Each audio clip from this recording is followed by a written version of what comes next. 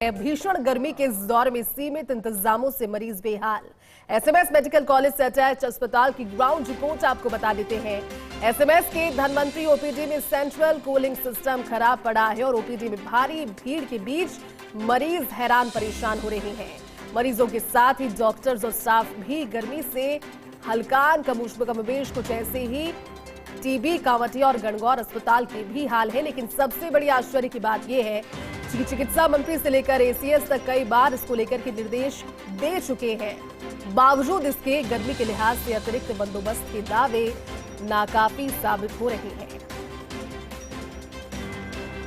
चलिए ज्यादा इसी खबर पर विश्लेषण और बातचीत के लिए एसोसिएट एडिटर विकास हमारे साथ जुड़ चुके हैं। विकास, भीषण गर्मी लेकिन सीमित इंतजाम और इस वजह से मरीजों के हाल बेहाल, व्यवस्थाएं अब तक नाकाफी नजर आ रही है। विकास, देखिए, बिल्कुल जिस तरह से हीट वेव को लेकर के पूरा प्रशासन अलर्ट है।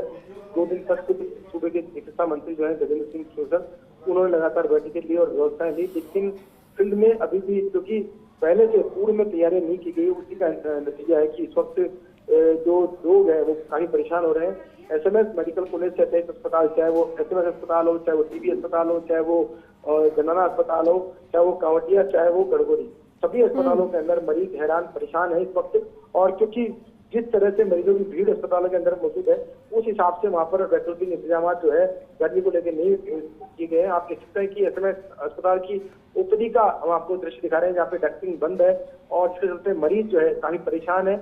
और कह सकते हैं कि इस हीट वेव में आप देखिए, खुद चिकित्सा महकमे ने दावा कर दिया है कि 4 लोगों की हीट वेव से मौत हो चुकी है। लेकिन अगर अनऑफिशियल बात की जाए तो कम से कम 25 से 30 लोग हीट वेव के शिकार हो चुके हैं।